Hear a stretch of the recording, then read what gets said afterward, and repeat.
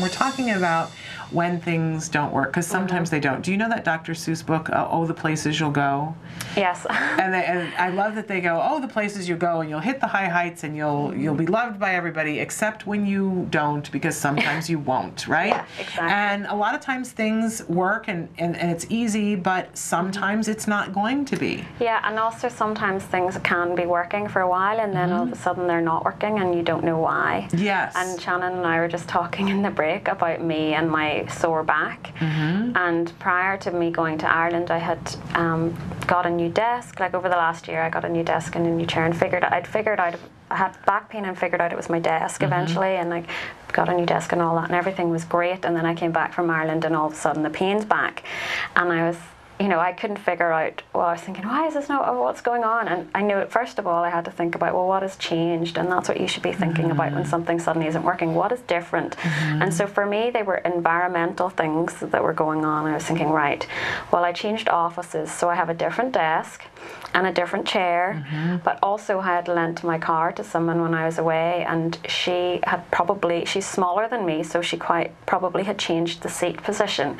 So being a human being, which is like all of you, I didn't do what a behaviour analyst should have done, and I started changing everything all at once. So I tried to fix my desk, I tried to change my chair, then I went back to the chair and put all various contraptions on my chair, tried to change the height, took the arms off, did all that, as well as at the same time changing my car seat, back, forth, up, down, changing it every day, fiddling with everything, and then I was still having the back pain, and then I was thinking the other day, you know what, Evelyn, you really need to be a behaviour analyst about this, and only change one thing at a time, and then not be like, oh, one day later it's still not working, I've still got pain, and then change something else. I need to change one thing at a time.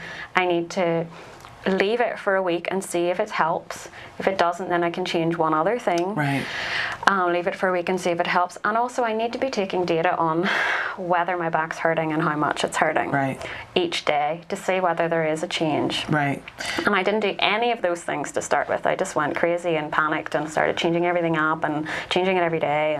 But we're all human. So, exactly. And I say all the time, I love to go back to the basics of ABA because after all this time, you would think that I would know all these things that I talk about, but in the moment, I have to be reminded. Because we react instinctively, and I think we get uncomfortable and go, I want something to change, so I'm going to do something to change it. And Shannon, I've been doing this a long time and supposed to be an expert, and I panicked and did everything wrong initially.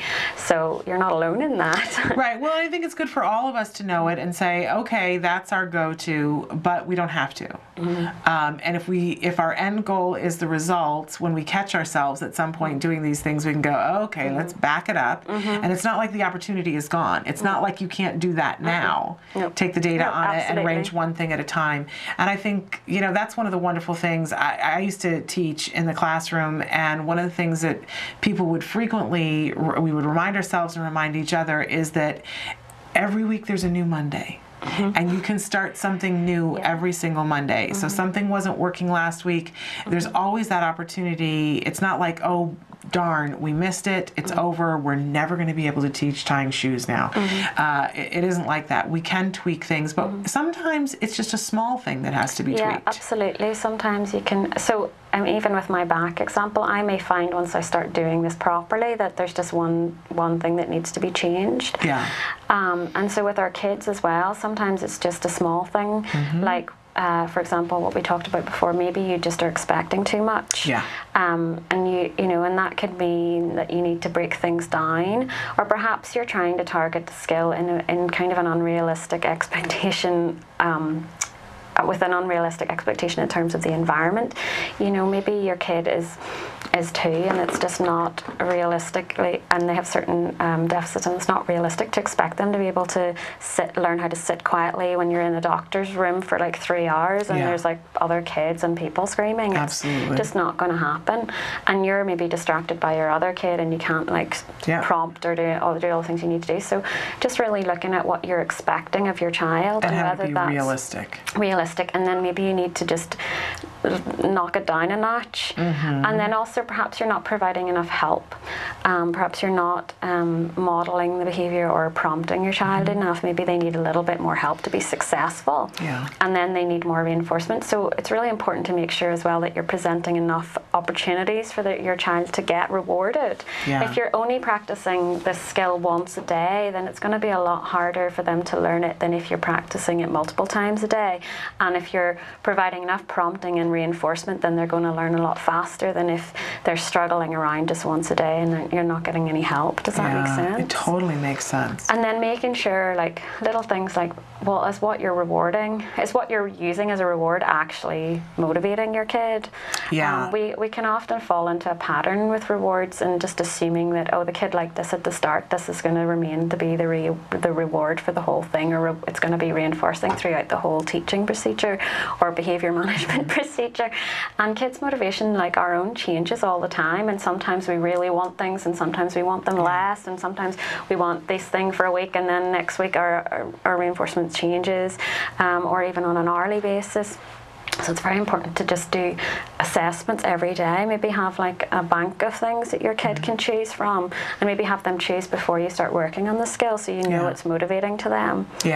Doing those regular preference assessments. I think we all, and I don't want to speak for everybody, but I hear, for myself it's like this, and I hear it from a lot of different parents. I don't want to take data. I really just don't want to. It seems unnatural to me. It's not my kind of thing. And I really want to streamline everything. So I want to go to those fail-safe, the thing that I'm pretty sure that he finds reinforcing. And sometimes I just won't take the time to say, and at this point I can ask him, what do you want to work for?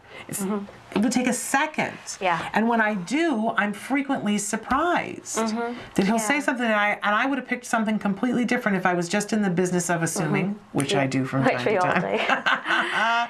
I cop to that. But really important, if we want to be effective, to do regular preference assessments. It doesn't have to be hard, right? No, it doesn't. You can just pick like 4 things and just put them out in front of your child and see which one they gravitate towards. Be that simple. It doesn't have to be you asking them a million questions. It's just seeing what they gravitate towards.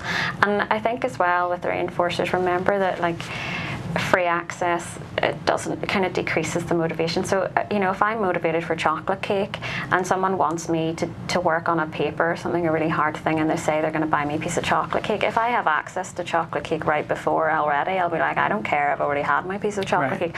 Or if I know I can get it, just go to the fridge and get a piece without doing any work, then obviously I'm not going to really be motivated to work for that piece of chocolate cake. So thinking about the availability of what you're offering, if your kid loves TV but they're allowed to watch TV all the time, then they're going to be thinking, well, why should I have to work for this, because I get it anyway. I'm not saying that you should take things away. I think it's better to not necessarily take away privileges that the kid already has, but you want to add on, or just keep something reserved for working on certain things. And we can, and I'm the person who's guiltiest of this, but I know when I do it right, it isn't that I take away, because video games is very reinforcing for my child, but I can get into a mode. We just had a break, and he got to play way too many video games. I should be taken away to jail, and 30 lashes with the wet noodle.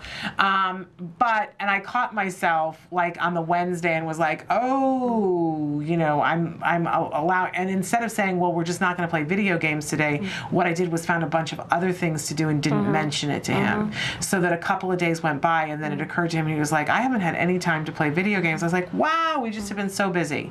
Yeah, or like if you can't, if you aren't able to restrict video games because you're working on behavior or transitioning or something, and that's going to cause massive problems. Just removing a kid's major reinforcer is going to cause a whole bunch of other issues. Think about a way that you can manipulate that reward. So perhaps it's keeping a particular video game, like not restricting their video time or their TV time, or just keeping a particular DVD or a particular video game aside for whatever it is you want to work on.